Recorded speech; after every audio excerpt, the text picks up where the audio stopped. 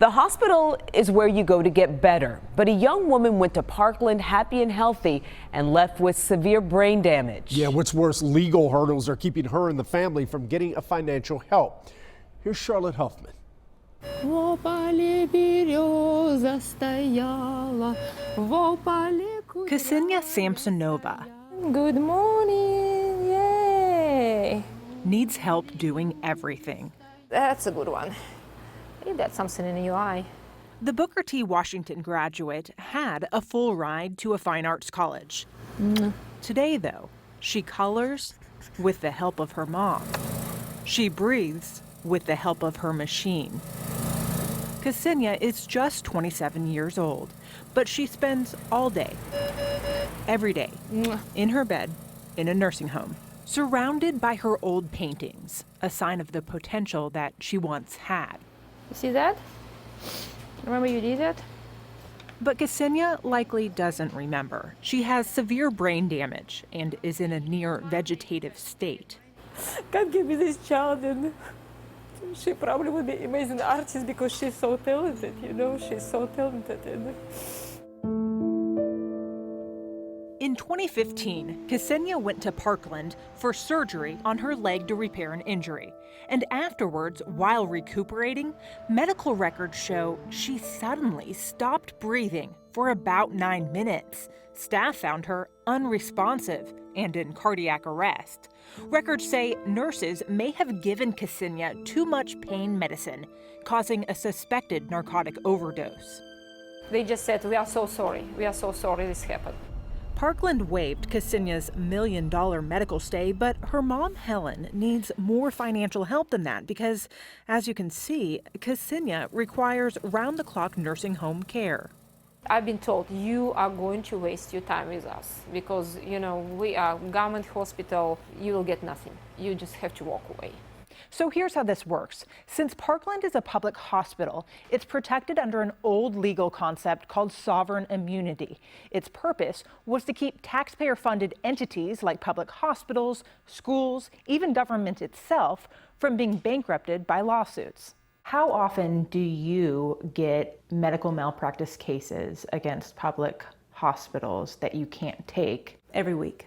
Maria Wormington is a McKinney-based medical malpractice attorney.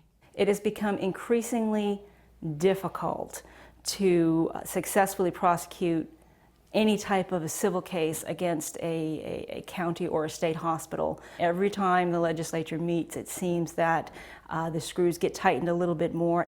If Helen took a county hospital like Parkland to court, the maximum she could get would be $100,000, which doesn't even come close to the amount she'd pay in attorney's fees.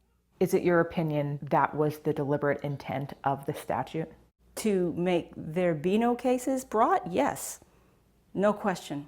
I mean, if I can't help them, if attorneys like me can't help them, there's nowhere for them to go in the civil justice system at all.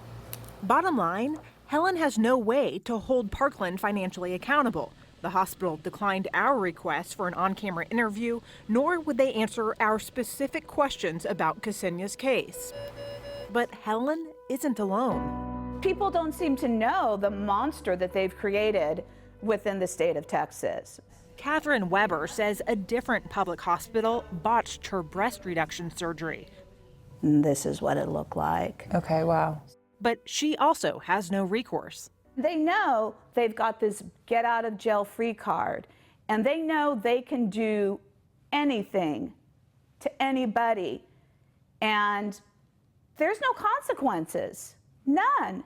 In recent years, the power of sovereign immunity has continued to expand in Texas. And with it, a study shows the number of medical malpractice suits against the state's largest public healthcare system has plummeted.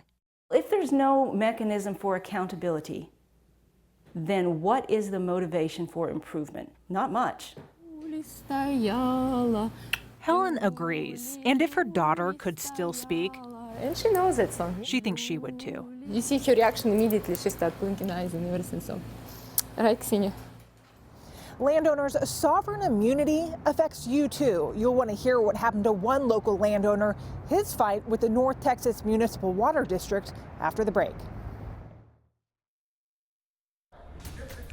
Before the break, we told you about a young woman who went into the hospital healthy and happy and left with severe brain damage. Since it's a public entity, her family has no recourse. That means they're not alone. Sovereign immunity can also come into play when you purchase land. Here's Charlotte Huffman. Justin Ginwright built his family's dream home on about 15 acres in Collin County, where there's plenty of nature, wooded forests, and room for livestock. That's exactly why we moved out here.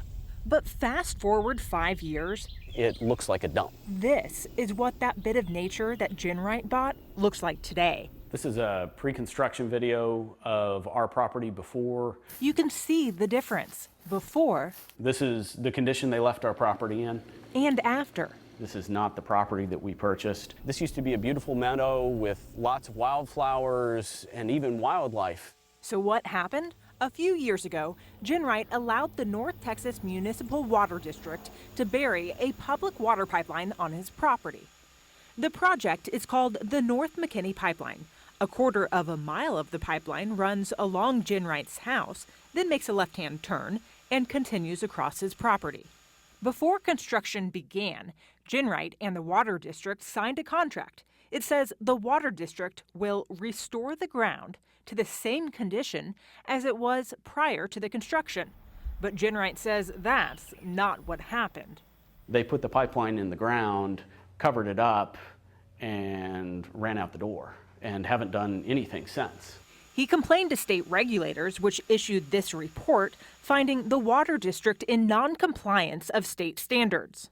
The Water District declined our request for an on-camera interview, but in a statement said, "Sovereign immunity protects taxpayers from the cost of lawsuits and judgments. The limits of sovereign immunity are set by our elected lawmakers in Austin."